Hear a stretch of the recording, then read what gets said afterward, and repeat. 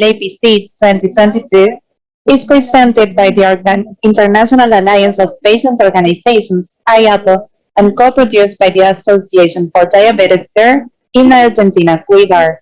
My name is Stefania Malasisi, and I'm a young leader from the Association for Diabetes Care in Argentina, CUIDAR. I'll be the host for the event. We are excited to hold this Congress with an incredible lineup of speakers who will be discussing the recovery of health systems in Latin America and look at how we can all collaborate in building back better through this year's theme of innovation, good governance, and equity in Latin America health systems through patient engagement, insight, and corporate action. We are very grateful that you have all chosen to join us today on this journey of advocating for patient-centered healthcare. Thank you to more than 1,637 delegates from 59 countries who registered to participate today. This speaks to the interest in the role that patients can play in building back better health systems. As we couldn't meet in person, we have made the Congress experience as interactive as possible. So pay attention. For event support or help, you can visit the information desk in the lobby area. At the lobby, you'll also find a photo booth. There you can take photos and mark events. Be sure to check this out and share your photos on social media using the hashtag LAPC2022 and Congreso Pacientes Latam. We also invite you to enhance your social media experience of LAPC 2022 through the social media booth. There you'll find a dashboard highlighting all the conversations happening on Facebook, Twitter, Instagram in regards to the Congress by curating all posts with the hashtags LAPC 2022 and Congreso Pacientes Latam. All posts shared using these two hashtags will be featured here. So we invite you all to share this in your social media. You can share pictures, videos, everything you want. At the lobby, you'll also find the Congress agenda and the speaker's profile that you can download. Make sure to check out the exhibit hall where IAPO and IAPO's members have set up virtual stalls with a variety of resources about their work. The stalls are open throughout the Congress and will be staffed with a live representative who you can chat with in case of any questions. Lastly, you can know IAPO's work in Latin America through the videos that are available on the auditorium. Before we start, I would like to highlight that all the recording, presentations, everything will be available on our channel in YouTube and in the website within 1 week. So feel free to watch them again and share them as well. To know more about the speakers, you can find their biographies in our website, on our official website. And lastly, please join the conversations on social media using the hashtag LAPC2022 and Congreso Pacientes Latam. And now we can start. I want to introduce Liliana Thierry. She is IAPO's board. We also have Nera Milevska and also Kawaldeep Semi for the Congress opening. Liliana, the floor is yours.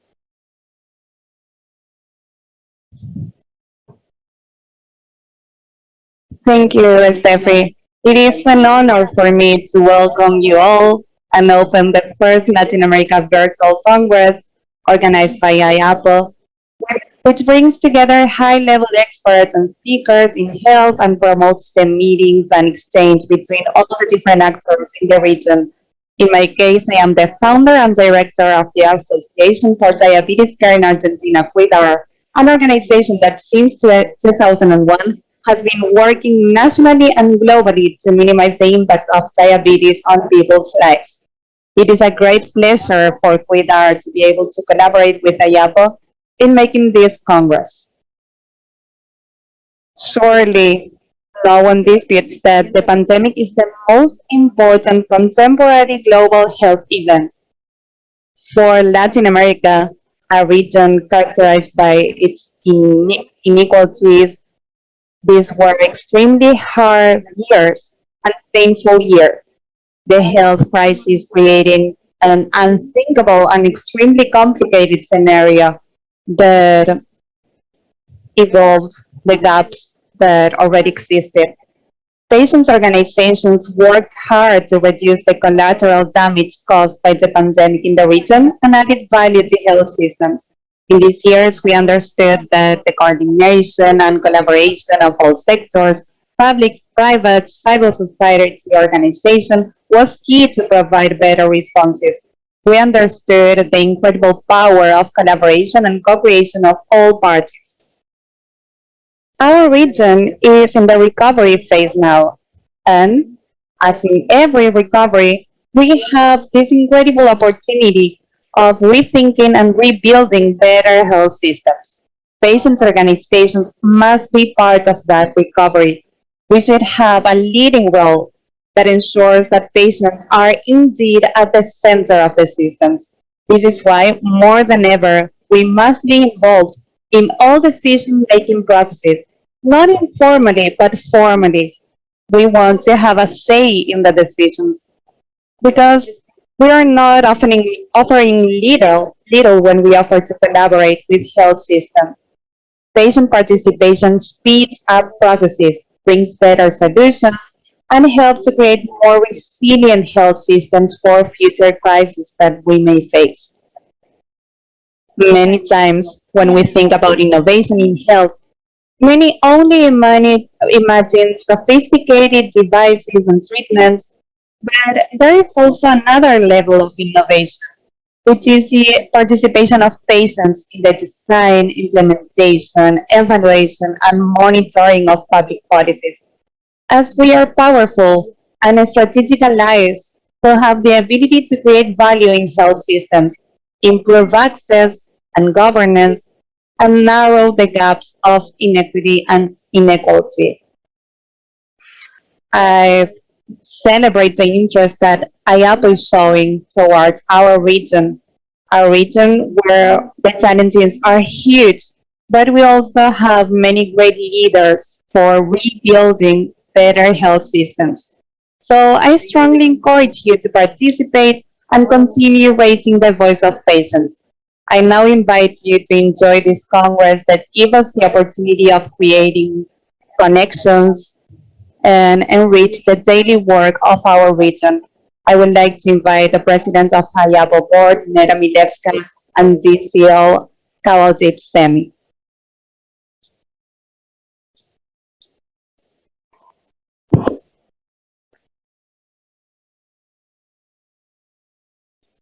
Neda, the floor is yours. Thank you, dear Viviana. Thank you so much for the invitation. Buenos dias y bienvenidos to everyone. And I'm sorry that this is the only thing I can say in your language. But I then again believe that the language should not be a barrier between us because we have shown that we can be together for over 20 years through IAPO. So it is my great pleasure to be here with you today at the first virtual Latin America Patient Congress. A privilege above all in the region, which has long-standing ties with IAPO and extensive collaboration at the global and regional level over the 22 years of IAPO's existence in promoting patient voice through the pursuit of equitable, accessible, affordable, and safe healthcare for all.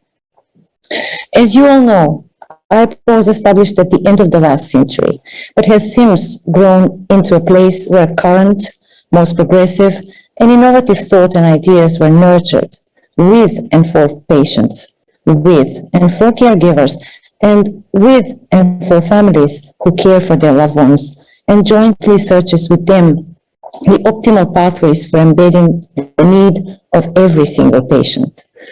And since our last Congress in this region, which was in 2018 on the sidelines of IAPO's Global Patient Congress in Miami, there were quite a few significant changes that happened globally and regionally, very relevant both for your region and for the world.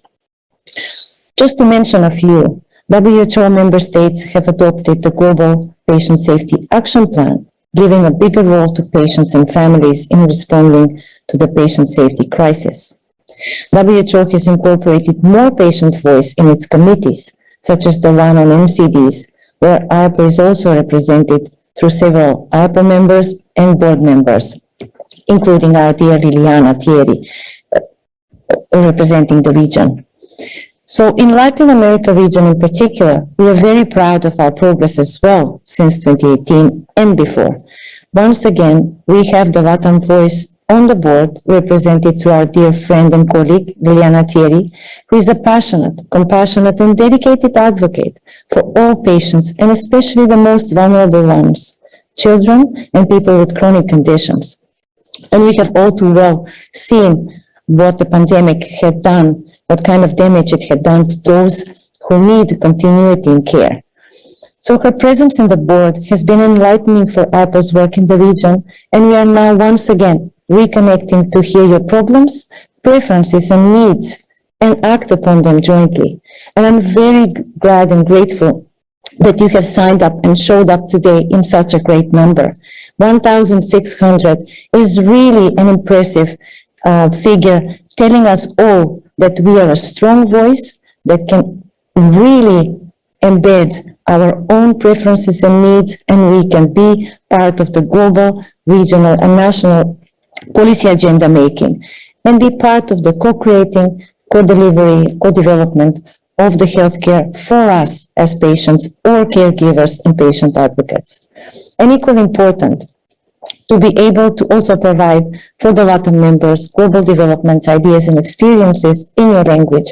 AEPO is now also restarting its bilingual communication, and hopefully we'll be able to more sustainably maintain this practice in the future.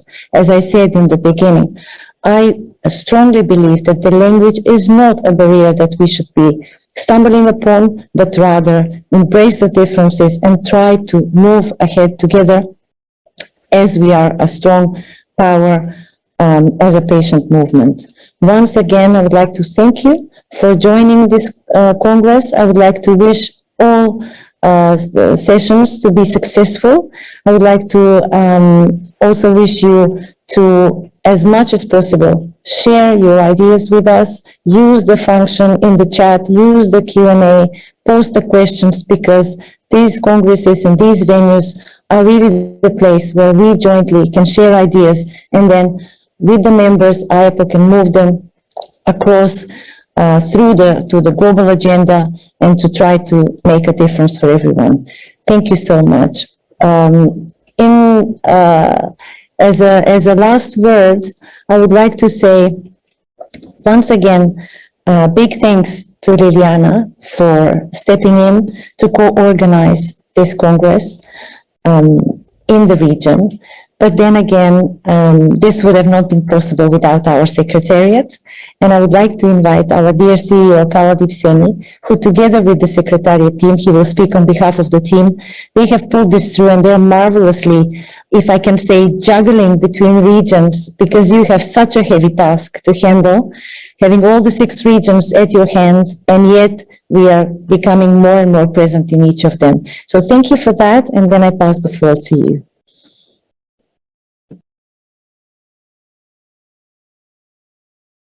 Thank you very much, Neda, and thank you very much, Liliana. My task is a very honorable task of firstly thanking the Secretariat from Cuida. I must thank Pilar and her team, and Stephanie, who today will be the master of ceremony. But at the same time, I must thank all the patient groups who participated in designing this program with us. They gave us ideas, they gave us subject matters, and more importantly, they went out looking for speakers that we would like to have. And without those speakers giving us that time, it would have been impossible to get this interesting program together. And some of the speakers have been so generous in that they've continued to work with us and will continue to work with us for the future. And also I must thank the indigenous peoples who are, and their representatives who are participating this time round. It is so sad that we were going to have a celebratory look at this health of the indigenous peoples in Latin America, but with the sad news of passing away of Dora Phillips, I think it's, Para, I think it makes us quite sad to say that we still would like to address this inequity. But please have a nice time. Share your thoughts on our chat, and we're always open to you. And lastly, I must remember all those who passed away during COVID, and may God rest their souls in peace. Let us build back better. Thank you.